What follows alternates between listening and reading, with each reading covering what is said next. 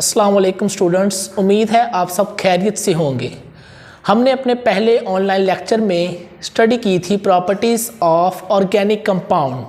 उसका मैं पहले आपको बताता चलूँ कि हमने इसमें स्टडी किया था सॉलिबिलिटी को, हल पजीरी को, उसके बाद हमने बात की थी स्ट्रक्चर ऑफ आइस। ठीक है, तो वो हमारा था पहला ऑनलाइन लेक्चर।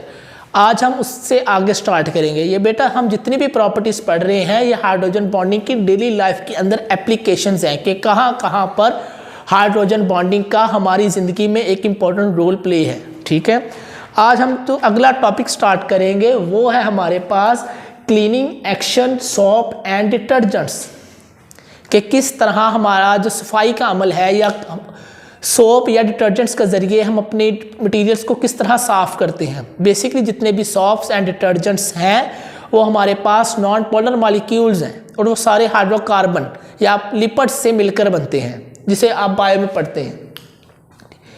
उसके अंदर हम हमारे फॉर एग्जांपल हमारे हैंड को ऑयल लगा हुआ है, oil is the non polar molecule, और हमने वाटर को उसके अंदर डिजॉल्व और हमने साथ सॉप लगा लिया, साबुन लगा लिया। जब हम साबुन लगाते हैं तो होता क्या है कि जो हमारे पास ऑयल था जो हमारे हाथों पर लगा हुआ था, और जो सोप था, ऑयल भी नॉन पोलर है और जो सोप है वो भी नॉन पोलर है। आपने प्रॉपर्टी पढ़ी है लाइक डिजॉल्व लाइक, अपने जैसे सल्यूट अपने जैसे सॉल्वेंट के अंदराल होते हैं। तो सोप ऑयल को अपने अंदर डिजॉल्व कर लेगा, हल कर लेगा, और वो हम अगर ऊपर से वाटर के मॉलिक्यूल्स को अपने हैंड के ऊपर फेंकते हैं तो वो पानी के मॉलिक्यूल को अपने अंदर हल नहीं कर सकता, क्योंकि वो दोनों ही नॉन पोलर मॉलिक्यूल है और पानी पोलर मॉलिक्यूल है। इस वजह से polar part dissolve in water हो जाता है, non polar part remain outside, और नॉन पोलर पार्ट पानी वो हल नहीं होता। इस वजह से पोलर के अंदर होकर फ्लैश आउट हो जाते हैं और पानी की वजह से हमारे हैंड साफ हो जाते हैं। ये इसके पीछे एक छोटा सा कंसेप्ट है कि जो ऑयल है, ऑयल और साबुन ये अपने अंदर एक दूसरे को हल कर लेते हैं, ये पानी को अपने अंदर हल नहीं करते। वजह यह है कि ऑयल और साबुन दोनों ही नॉन पोलर है और पानी पोलर है। उसके बाद हमारा पांचवा पॉइंट है hydrogen bonding in biological compounds and food material. Biological compounds में दो ही बेसिकली जो है, आपने बायो में मजीद इसको पढ़ते हैं न्यूक्लिक एसिड। न्यूक्लिक एसिड में आप पढ़ते हैं डीएनए और आरएनए को, डीऑक्सीराइबो न्यूक्लिक एसिड और राइबोस न्यूक्लिक एसिड। लेकिन हम यहाँ पर सिर्फ केमिस्ट्री के इसके स्ट्रक्चर के बारे में ही बात करेंगे। तो लिखा हुआ है hydrogen bonding also present in living system. हमारी लिविंग सिस्टम में हाइड्रोजन बॉन्डिंग का बड़ा इंपॉर्टेंट रोल है। कैसे? प्रोटीन्स, हमारी बॉडी का नॉन बॉन्ड्स पार्ट, हड्डियों के बगैर वाला पार्ट सारा प्रोटीन्स है, जिसमें हमारे हेयर्स, बाल आ जाते हैं और मसल्स आ जाते हैं। For living system long chain of amino acid, ये सारे मिलकर बनते हैं अमाइनो एसिड के साथ। अब अमाइनो एसिड क्या होते हैं इसका मैंने फार्मूला लिखा हुआ है। आर हमारे पास अल्काइल ग्रुप है, NH2 अमाइनो ग्रुप है, COOH एक कार्बोक्सिल ग्रुप है।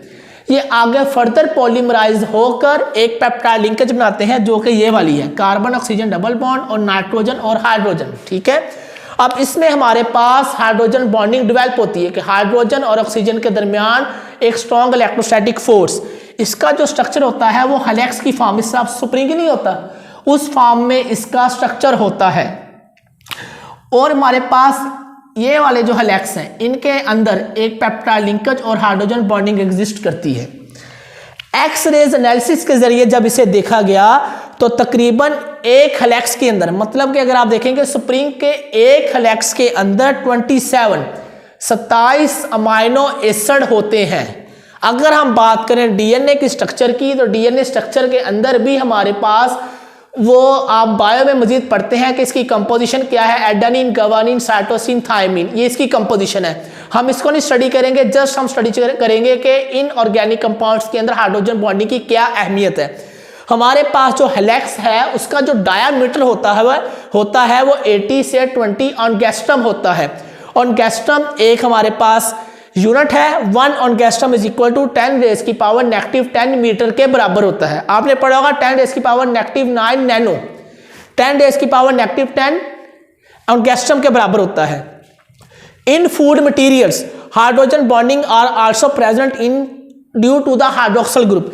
इस हाइड्रोक्सिल ग्रुप की वजह से, OH ग्रुप की वजह से हमारे पास जो हम फूड कंपाउंड्स खाते हैं जिसमें basically carbohydrates are more important. Carbohydrates mostly in wheat, barley, maize and other materials. उसके अंदर हाइड्रोक्सिल ग्रुप पर पड़ा हुआ है। और जितने भी हमारे पास ग्लूकोज हो गए और फ्रुक्टोज हो गए, और अब आपने पढ़ा हुआ है ग्लूकोज का फार्मूला होता है C6H12O6। अगर हम इसकी कंपोजिशन में देखें तो इसकी जो कंपोजिशन है उसमें हाइड्रोक्सिल ग्रुप बनेगा। हाइड्रोक्सिल ग्रुप जब ये पानी के अंदर हल होंगे तो जो इसका हाइड्रोजन पार्ट है जिस पर इलेक्ट्रोपॉजिटिव चार्ज है, ये वाटर के इलेक्ट्रोनेगेटिव के साथ बॉन्ड बनाकर उसे अपने अंदर पानी के अंदर हल कर लेगा। ठीक है। और लास्ट पे हमारे पास जो टॉपिक है वो है hydrogen bonding in dyes, paints and textiles. ये हाइड्रोजन बॉन्डिंग का डाइज में डाइज करते हैं रंग को, पेंट्स मटेरियल्स को, ठीक है, दीवारों को कलर करने के लिए, एंड टेक्सटाइल, टेक्सटाइल कपड़ों को पहनने के लिए। यहाँ पर हाइड्रोजन बॉन्डिंग का क्या रोल है। And glue, honey and cotton, synthetic fibre, ये तमाम जो हमारे पास कंपाउंड है सारे सब के अंदर ही हाइड्रोजन बॉन्डिंग पाई जाती है। होता यह है कि इनके अंदर जो इनका इलेक्ट्रोपॉजिटिव वाला पार्ट है वो उसके अंदर साथ इलेक्ट्रोनेगेटिव पार्ट भी है, जिसकी वजह से आपस में strong electrostatic force of attraction के जरिए बॉन्ड बना रहे हैं। और ये सारी चीज़ें हमारे पास एक सॉलिड फॉर्म में आती हैं और हमें कंपाउंड को बनाती हैं। स्टूडेंट्स, आज हमारा ये टॉपिक खत्म हुआ। हमने आज इस टॉपिक में पढ़ा प्रॉपर्टीज ऑफ हाइड्रोजन बॉन्डिंग। अब हम अपने नेक्स्ट चैप्टर में स्मार्ट सिलेबस के मुताबिक इसको पढ़ेंगे।